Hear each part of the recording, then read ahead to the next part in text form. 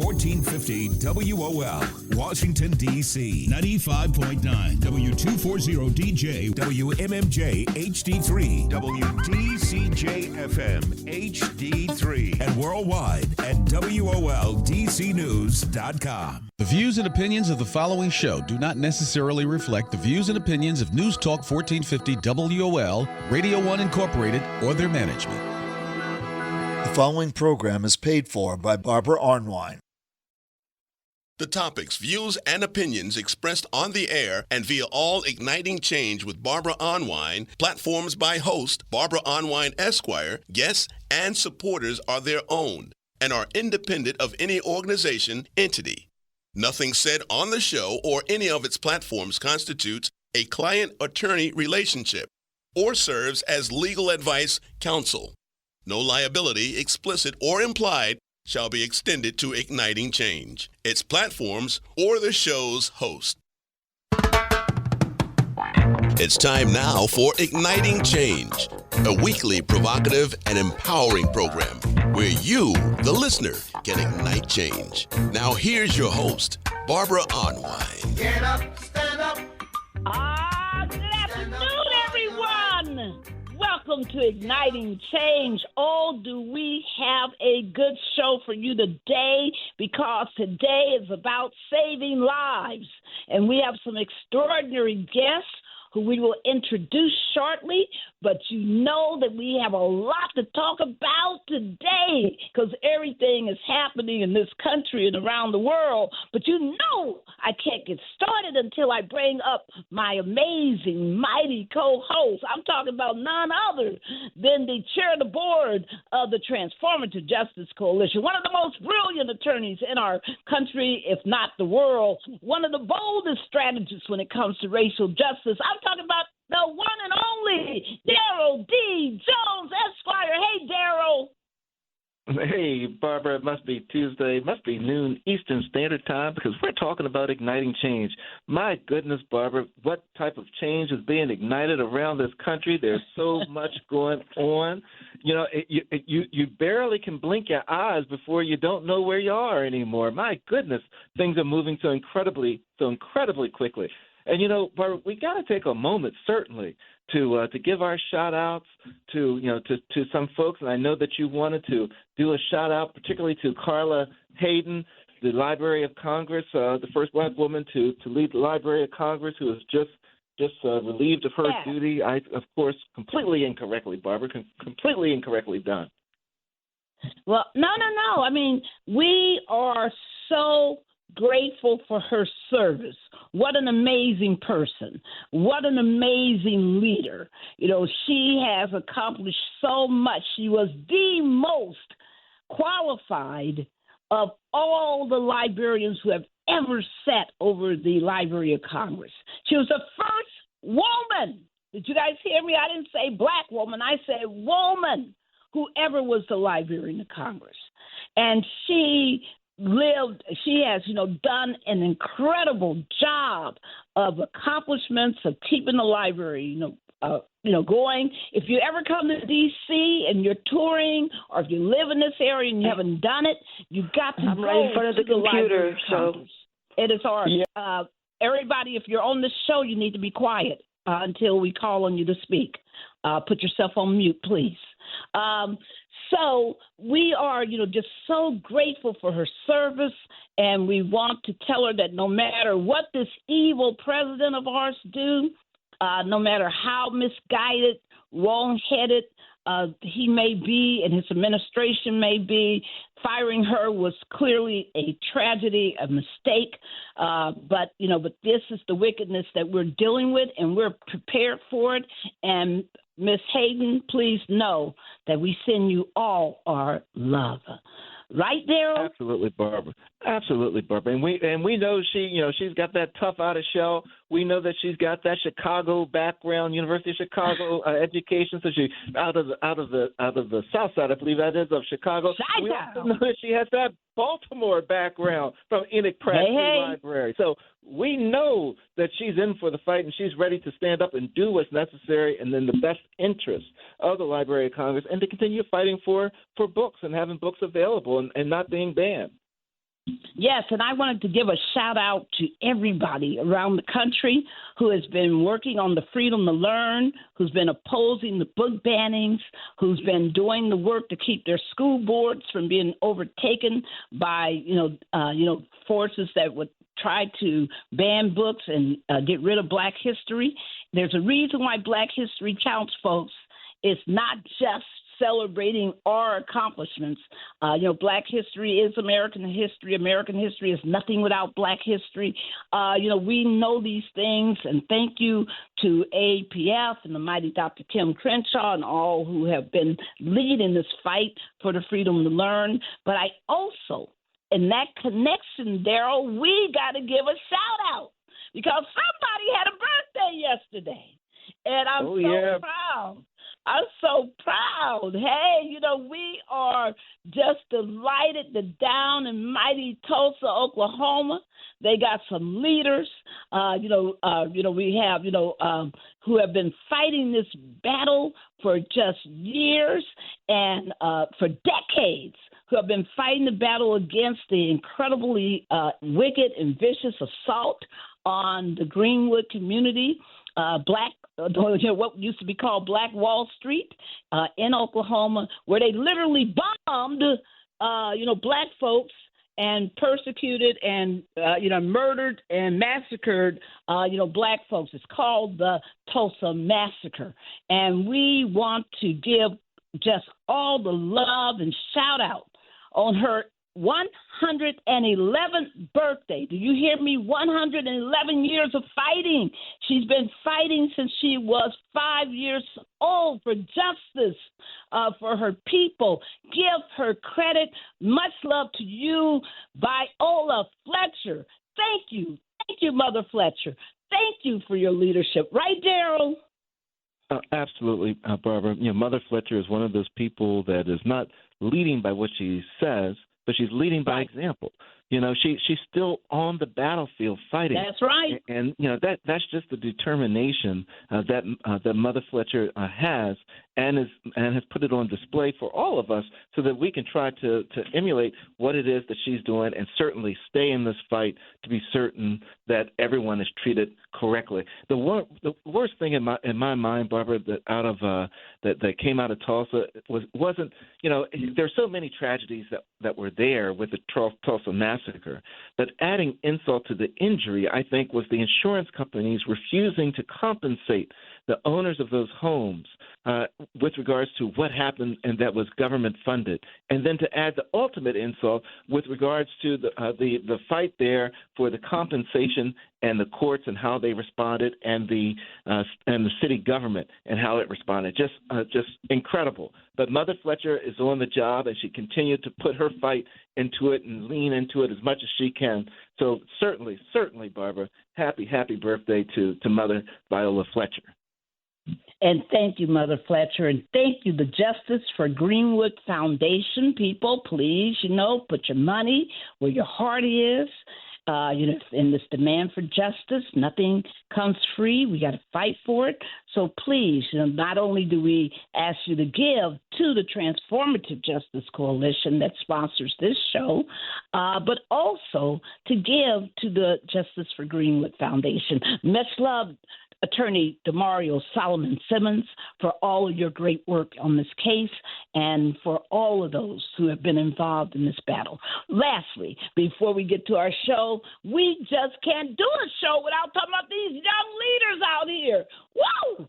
The Transformative Justice Coalition is 100% devoted to young people. We invest in our young people, and I believe 100% in their leadership, and that's why it is so critical that we take a moment out to shout out the amazing occurrence that happened this weekend at Virginia Commonwealth University during the graduation ceremony, where they had the nerve to have Governor Youngkin, who has been destroying DEI, been destroying Black history, been just not doing what he should do to seek recompense and bringing all these horrible, policies that are hurting Black people.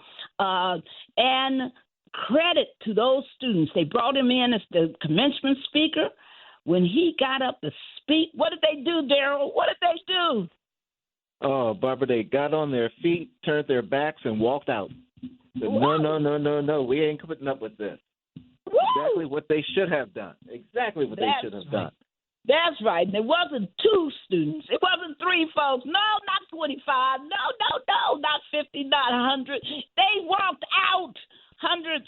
They were through with it. They weren't going for it. They weren't going to be part of that kind of mockery of our history and of our people and of our struggle and our sacrifice. So thank you. Thank you, young people. Thank you for your leadership. I want to know every single one of you. Please write me. Please go to tjcoalition.org and write us. We want to know you. We want to work with you in the future because you are an example of the best of our future. And talking about that, our future, that brings us to our show today because we want our people to live, right? We want our people to strive. We want our people to excel. And as I'm sitting here celebrating the tremendous not only were these graduates, congratulations on finishing your 4 years of college. Not only are they graduates, but they're young people, and they are the people we invest in, but there are many young people throughout this country who are struggling with drug addiction, who are struggling to stay alive. Some aren't winning that struggle. And we want to talk today about that struggle. We want to talk about how do we prevent deaths. We want to talk about how do we get people the best treatment.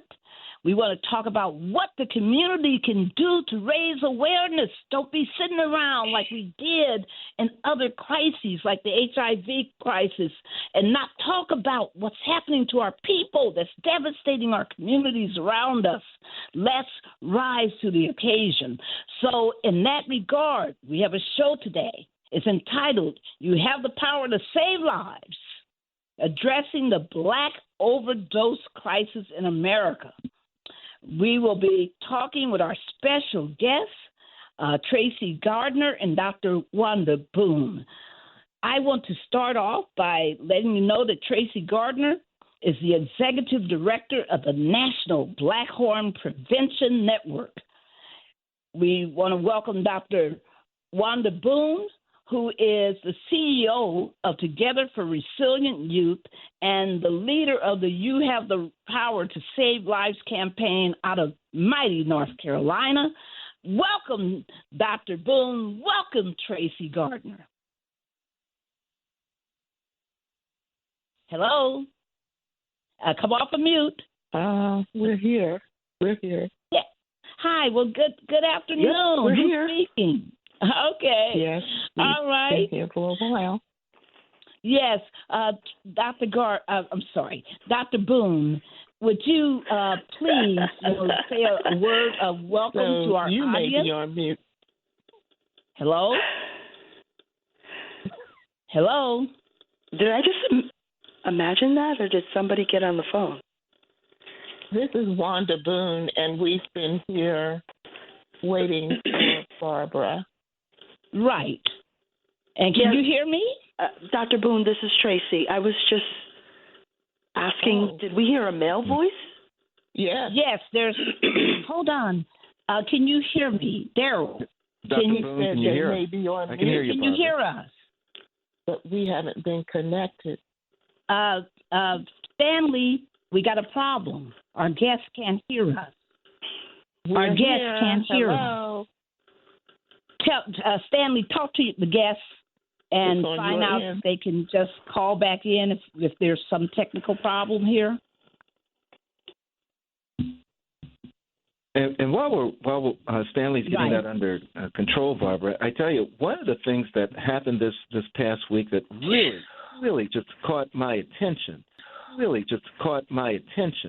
was in New Jersey, in Newark, New Jersey, where Mayor Baraka, was going to the ICE detention center facility, to detention center, to stand up and just to find out what was going on with regards to folks that were being taken over there, and him getting arrested and taken into federal custody.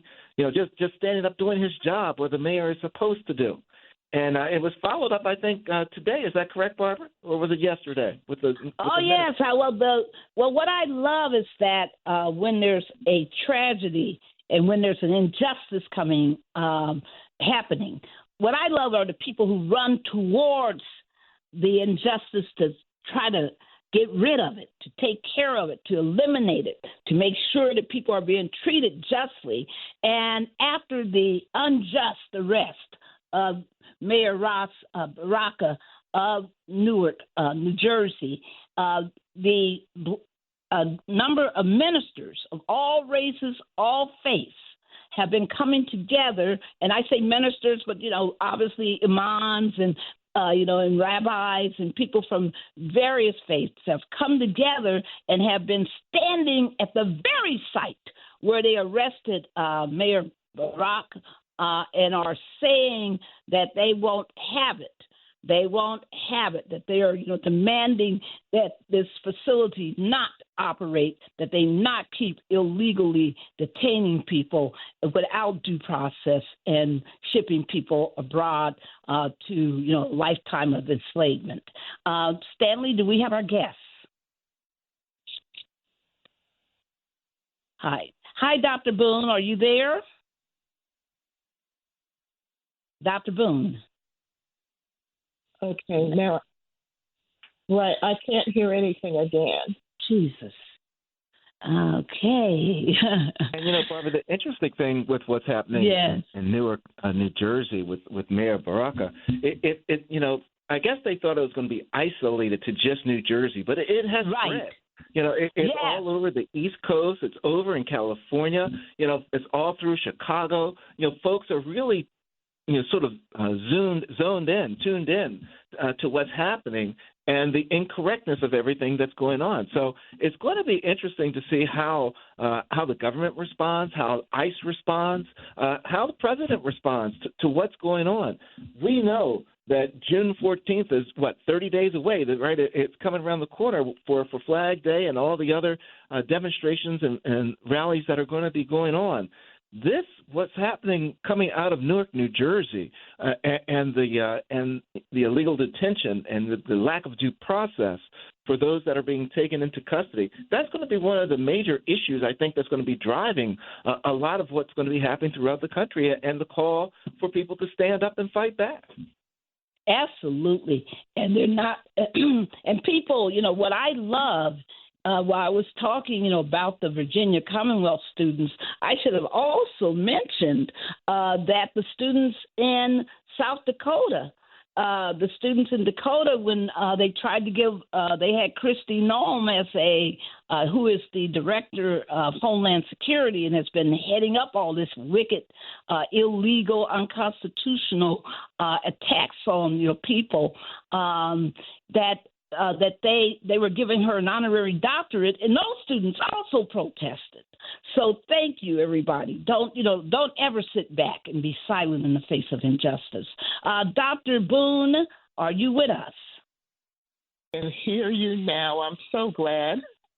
We've been waiting for you. We're sorry. We don't know what. Yes, I'm here. Why we're having this technical difficulty. I know last week many of our listeners were astounded that they didn't get I can't hear you again.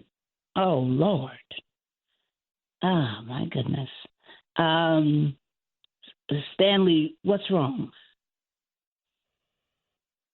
I mean, we never had. I can hear you, sir. But I cannot hear her. You can't hear us. Darn it. Stanley, I don't know what's going on. Okay, we'll keep talking. And why, Tracie Gardner, can you hear us? Unbelievable. 2 weeks in a row, problems. Okay. So, Daryl, there's much more to talk about. There's so much to talk about, Barbara. It's just an incredible amount of material that's out there and things that are occurring throughout the country. One of the big things that is just happening, because they just landed in our area, right, over at Dulles Airport, were these South Africans that have been brought in. My goodness, we're talking about sending people that are undocumented out of here or questioned with regards to their documentation out of here, and yet they're welcoming all of these South Africans. It's just an incredible situation. There's so much that the country is going through and that our citizens are going through. Dr. Boone, are you back? There's so much that... Okay, Ms. Gardner, are you there? So there's just so much that's going on with regards to, again, I say it, and I'll say it again. It's like every day there are so many new issues that are being presented to us to confront as a democracy, as one people united to save what our country stands for, and those are the freedoms and the liberties that we all, so much cherish. That it's just, it's a lot. But the one thing that we know is that we are resilient people, and that we do have the ability to stand in there, to stand in the gap, and to fight back. And that's what June the 14th is all about.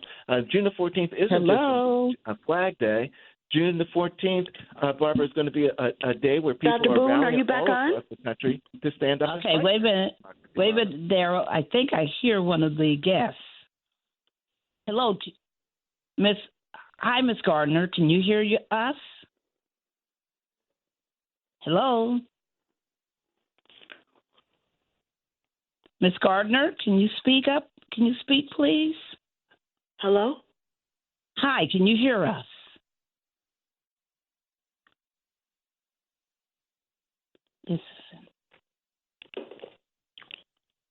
Miss Gardner, this is Barbara Unwine. Can you hear me? All right.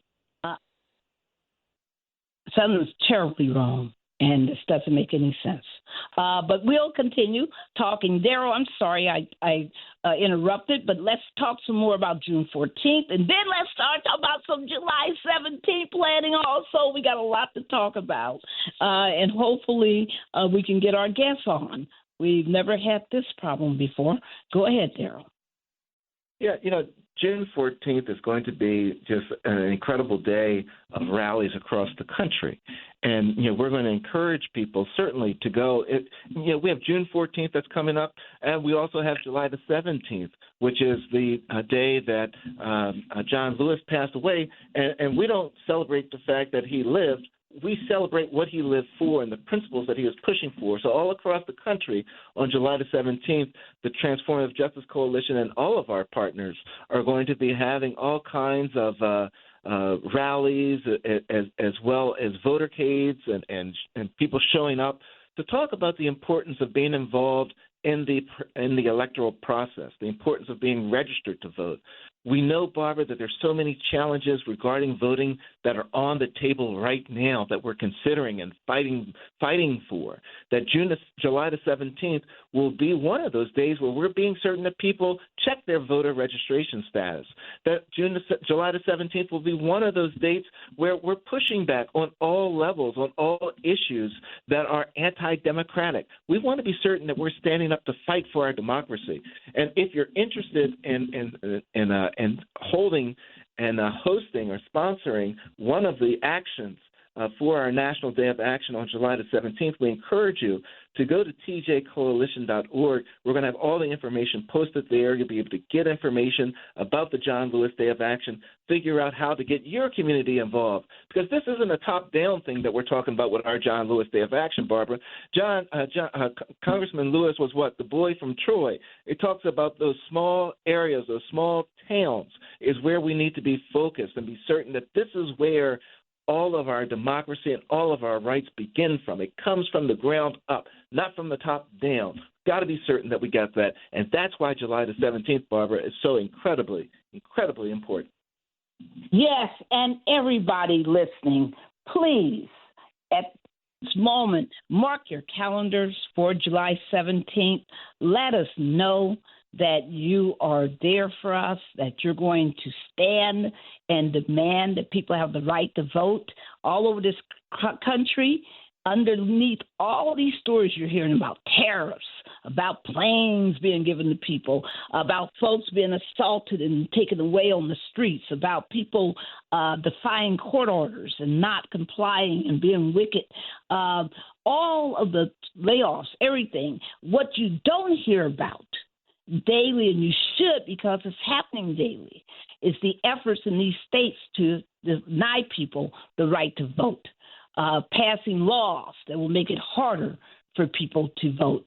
The efforts that we've been talking to you about, even at the congressional level, with the, quote, SAVE Act, with this attempt to make it harder for people to not to register to vote, including, the possibility of making it extremely difficult for over 69 million American women who are married and have changed their surnames since they were born.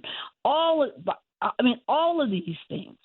And it's so important that on July 17th that you step up. We're going to start having leadership meetings where people around the country can come to those meetings and be part of the planning to have events in your city, your area, your township. We want to make sure that everybody is involved. So we're going to be talking about that, and we're so lucky and grateful to our partners. People, some of our partners include the Leadership Conference for Civil Rights. They include Black Voters Matters. They include groups like Public Citizen, the DFAD, Declaration for American Democracy. They include the League of Women Voters and so many others. I'm sorry? Yes.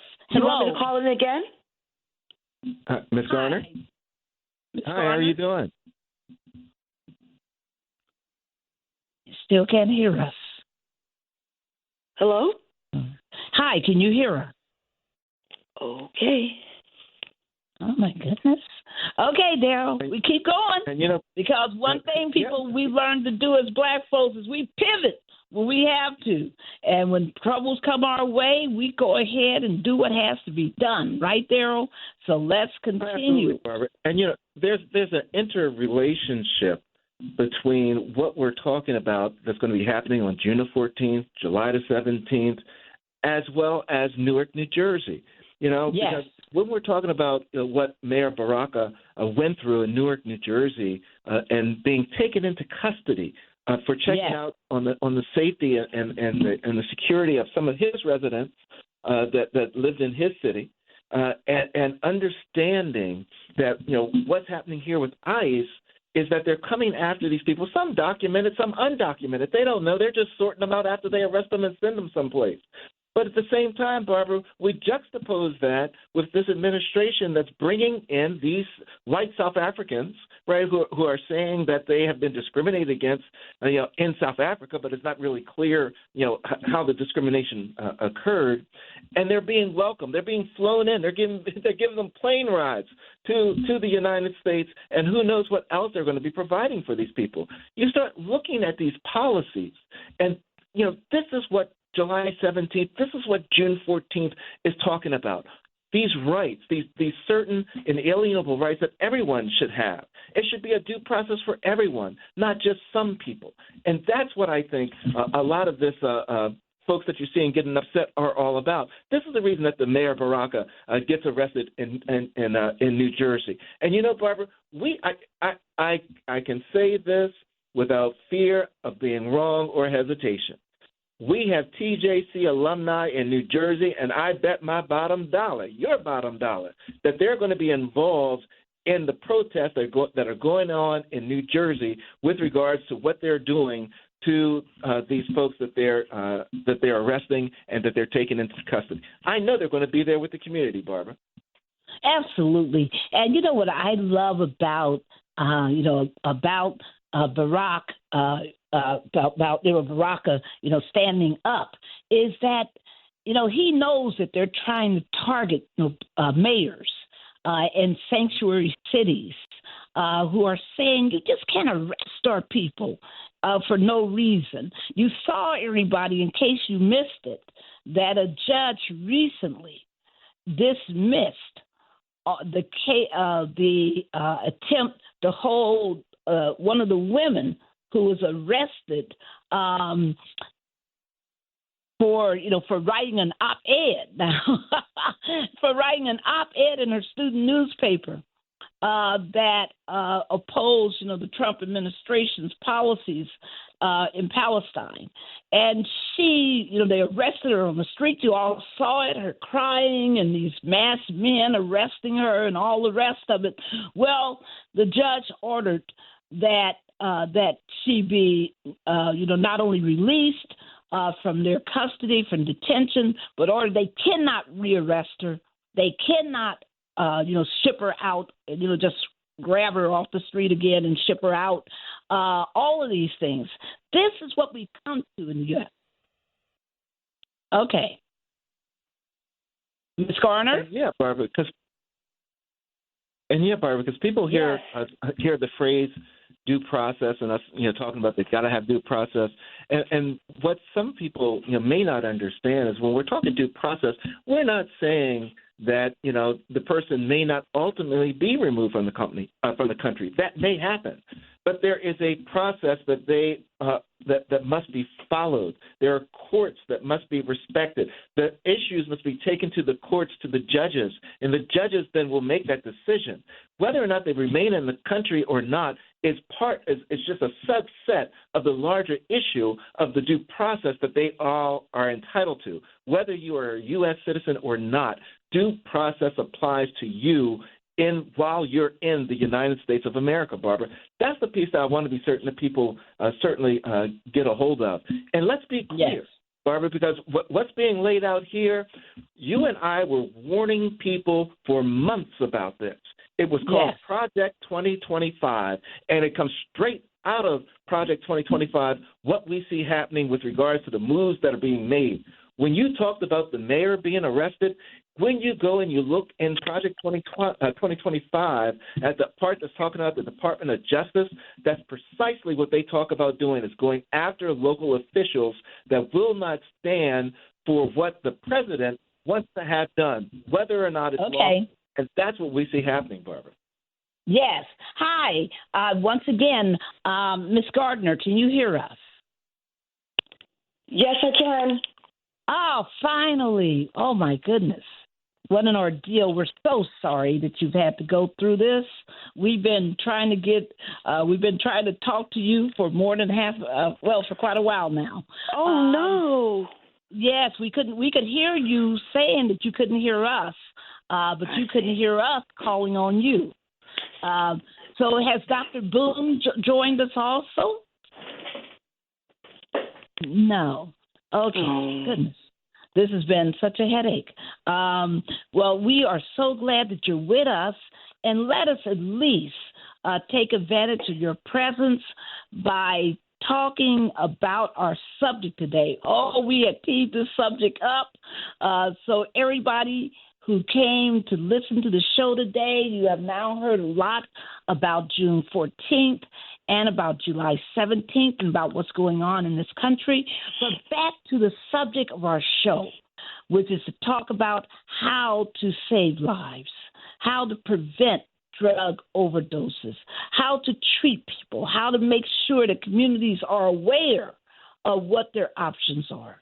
So we're going to have to, take advantage of the time that we have left, and we'll bring you back for a more extended show where we can get into the subject better to talk about this subject. So the first thing we want you to do is tell our audience about what you've been doing, about the work you do, and why this issue should be on their priority list of things to work for. Thank you for having me. Despite the technical difficulties, I'm delighted to be here. And I know that the time is limited, so here are the, top points. Yes. I'm Tracie Gardner. I'm the executive director of the National Black Harm Reduction Network, and we were formed as a 501c3 to address the disproportionate impact of overdose in Black communities around the country. We worked in partnership with Vital Strategies, which is a global health nonprofit, to launch a campaign called You Can Save Lives. And that is really the bottom line issue. There's certainly not enough time to talk about the impacts of the war on drugs and how it fell hard on our folks and didn't fall hard on others. And so, but the issue around overdose and fentanyl is taken on a great importance. And so there is a differential between the overdose rates in white communities and the overdose rates in Black communities. They peaked during COVID, and now they're starting to go down for white people, not for Black folks. We're either staying steady or increasing. And in particular, places like the DMV are kind of ground zero, top per capita overdoses in the country among older Black men. Older Black men. Older Black men, yes. And there are some reasons for that, but the main thing is 40%.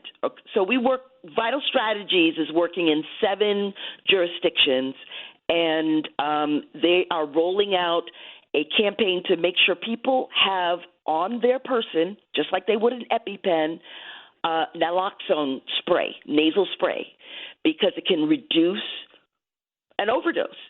And it doesn't hurt anyone if it's applied and the person is not actually overdosing. But in these 7 cities, Milwaukee, Newark, I'm not thinking of the cities off the top of my head, but 40% of people who overdose, there's usually a person right next door, right in the other room, right outside their closed door. So this is essential because this is just as crucial to have on hand as an EpiPen, because it is a health emergency, that there's a mechanism to respond to that health emergency.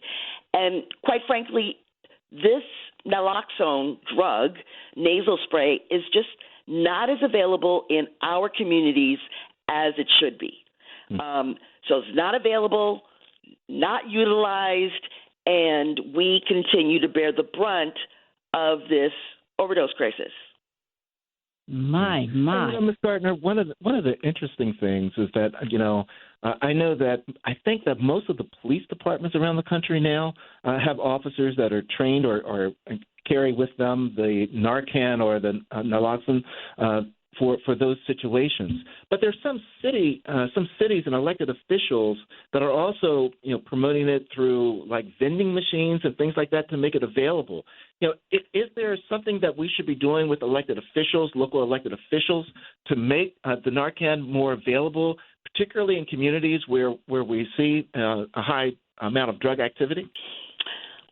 So I would say electeds have a role, but it's to get more involved in highlighting the need to have naloxone and other tools to prevent overdose, right? We talk to people in long-term recovery, abstinence recovery, and we say, what was it like for you before your day one? And that makes them remember before they came into this state of abstinence, their life was chaotic and unmanageable. And so I asked, did you deserve a chance at life?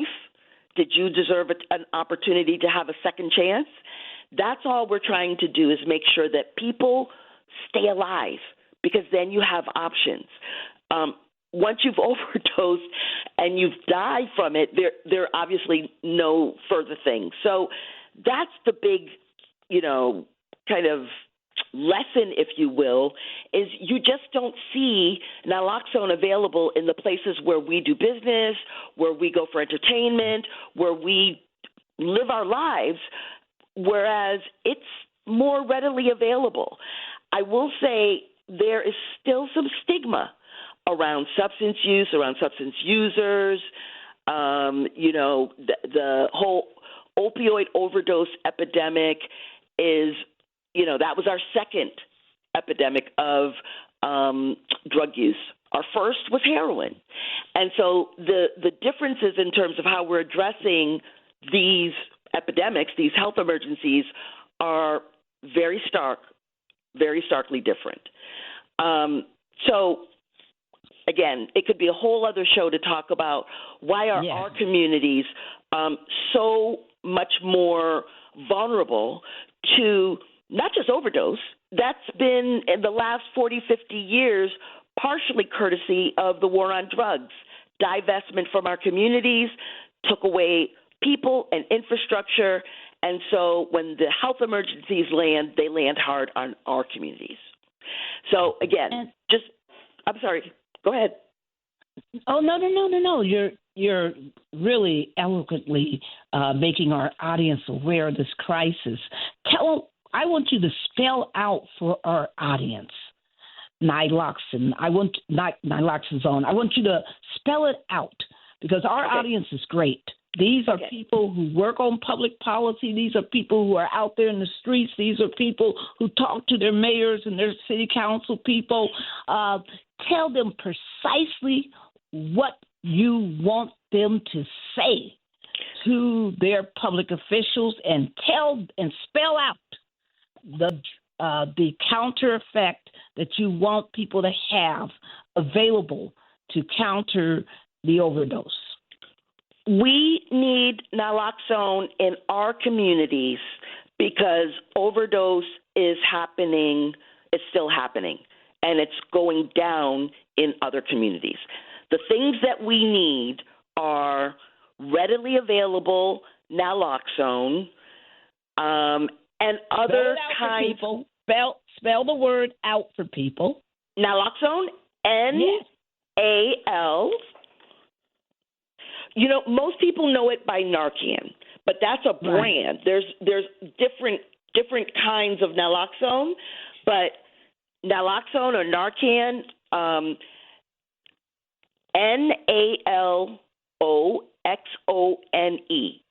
and we have a website, youcansavelives.org, where you can go and find out more about naloxone, hear the stories of people who have lost loved ones and could have intervened and didn't have the naloxone with them.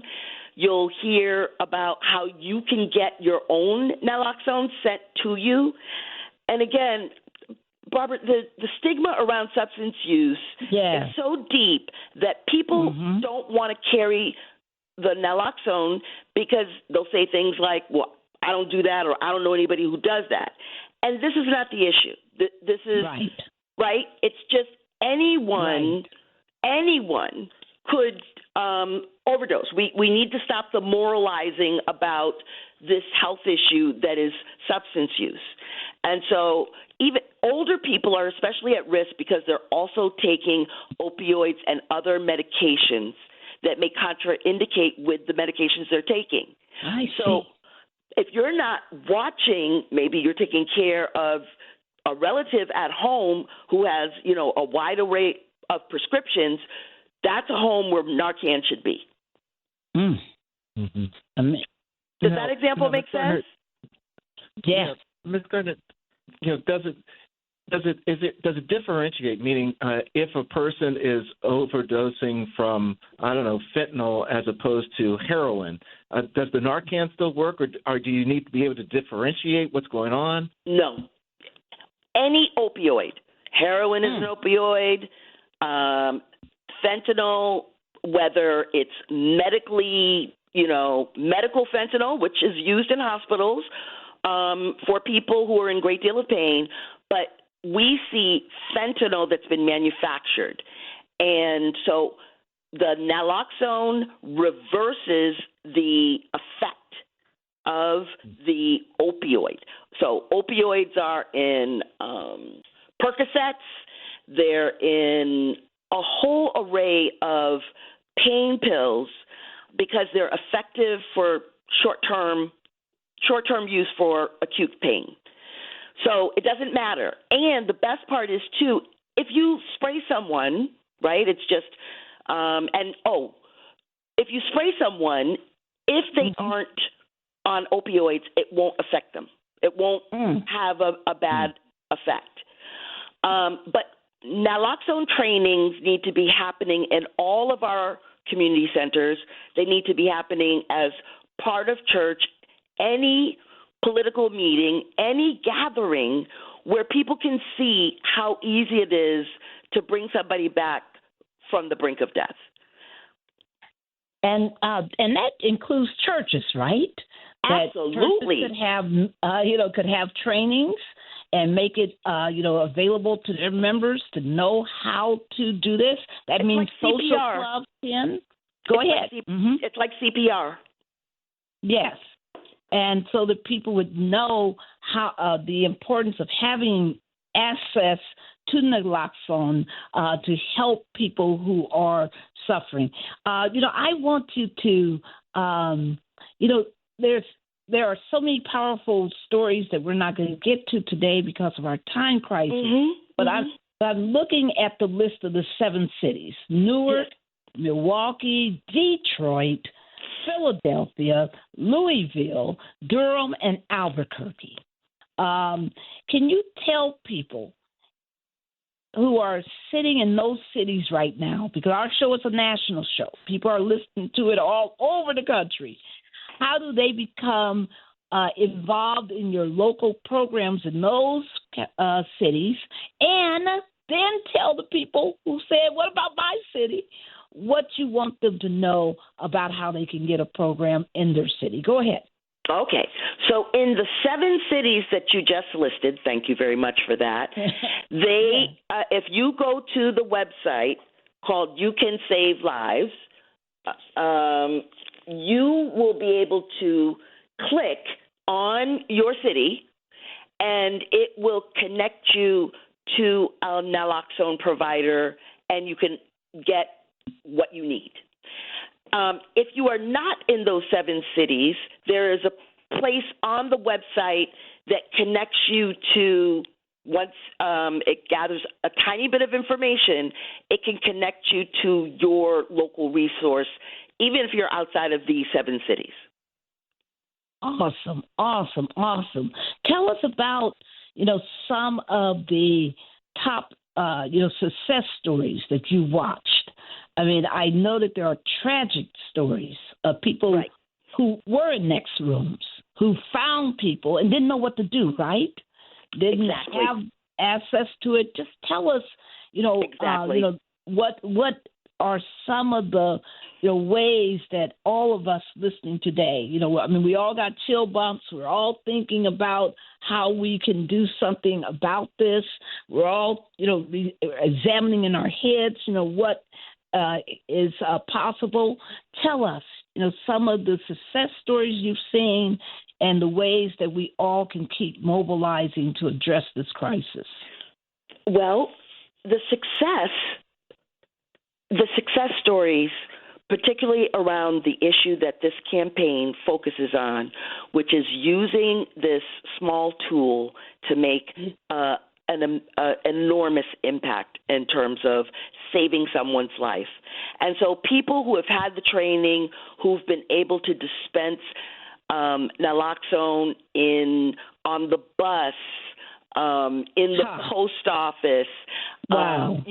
Again, when people aren't sure what's happening, if somebody just falls out, if you have Narcan in your pocketbook, squirting it into each nostril will not hurt them if that's not an overdose. But if it is an overdose, it's their best chance to survive that overdose. Wow.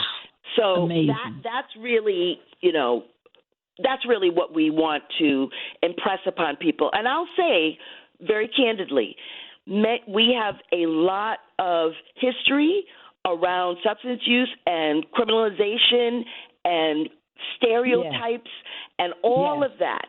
And to a degree, we've internalized it. But in this day and age, we need every single one of us alive and well as you can be. I heard you about your voting, the John Lewis Day, and I said, this is perfect because not one single one of us is dispensable. If we ever thought that, we cannot think that anymore. What I like to tell people to illustrate is in Spike Lee's movie Jungle Fever, Gator, played by Samuel Jackson, is basically taunting his father, Ozzie Davis. And Ozzie Davis says, I'd rather see you dead than in this, in the grips of this. And quiet as it's kept, a lot of people feel that way. And that's bad. That's bad. There's also a generational difference. Younger people understand the nature of addiction as a health issue, as a mental health issue, as something you can do some things about. But very much for those of us who grew up from Nixon declaring the war on drugs and everything that happened after that, all of that propaganda about drug use and just say no and drug users are bad and all of that. So, Daryl, what I'm hearing is that as much as we need to make sure that people are trained and have available this incredibly important, counteractive to the overdose, at the naloxone, that is as important as it is for people to have that. That is also important for us to work on the destigmatization of the drug use. Because, hey, people, we walk around every day, folks, and folks who got alcohol addictions, sex addictions. You know people with all kinds of addictions, and you don't run around, being right. Exactly, the trauma. I mean, post-traumatic stress is just so prevalent in our communities because there's so much thrown at us purposefully. So this is Dr. critical. Boone. Dr. Boone is on. I've been here the whole time, and I just want to say a couple of things. Please do. Please. Thank you so much. And Tracie is absolutely awesome, so I was glad to hear her speaking. The one thing that I do want to talk about are ACEs, trauma, and resilience as root causes of not only substance use and addiction, but many of the other things that are faced, like chronic illness that happens in our communities. So we're not only talking about opioid overdose in our communities, but then the bottom line foundational challenges that impact us, even due to atrocious cultural experiences which lodge in our DNA.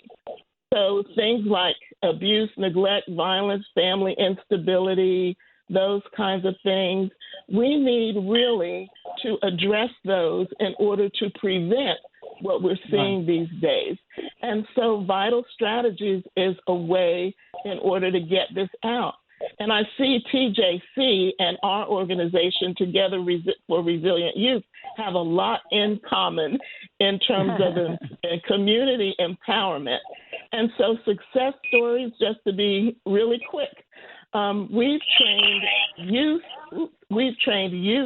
and adult health ambassadors who within their own communities educate community members on overdose prevention, also on trauma and trauma-informed care, and how to learn to communicate together on all levels, whether they're young people, young adults, seniors, the whole community. And so get trained, carry naloxone, save lives. Yes. Thank you. That was awesome. Daryl? And Dr. Boone, if people should want to catch up to you and find out some more information, how do people find out more information about your organization and get in contact with you? Yes, thank you so much. So our website is try4resilience, try4resilience.org. And they can reach me through that, or my phone number is 919-491-7811, because I'd love to share how to create the Health Ambassador Program for young people and adults so that they can be equipped not only with that information, but also with naloxone. And I'm in Durham, North Carolina. Yes, and, I went to school there for Duke. All right. And worked there for years. So I was in Durham for 10 years. So it's great to speak with you. Yes, we want to, the same question, Miss Gardner, please, the same question. Sure. How do Our people get in touch with you? website is National Black Harm Reduction Network.org. So NB as in boy, HRN.org. And you can reach me and folks who can respond to anything we can help with at info@nbhrn.org. Thank you so much, Daryl. Take us home. And we certainly want to thank Dr. Wanda Broom and Tracie Gardner for being with us today and bringing us this information with regards to, what still is a major problem in the African American community, and that dealing with drug addiction as well as overdosing on drugs and what can be done. So let's be certain that we reach out to our elected officials. Let's be certain that we reach out to community groups and that we get involved and that we contact these ladies' organizations to learn more about what we can do to be involved in the fight to save lives. No life should be left untouched. We've got to be certain that we do all we can to save every life. Folks, until next Tuesday, noon Eastern Standard Time, we so much appreciate everyone being here. We always say it, and I'll say it and say it and say it again. You got to get off the sidewalk, get into the streets, get in good trouble, protect your community. Stand with the people that are in Newark, New Jersey. Stand with Mayor Baraka. Stand with those that are standing up for your rights. Until next Tuesday, noon, Eastern Standard Time, peace, everybody. Peace.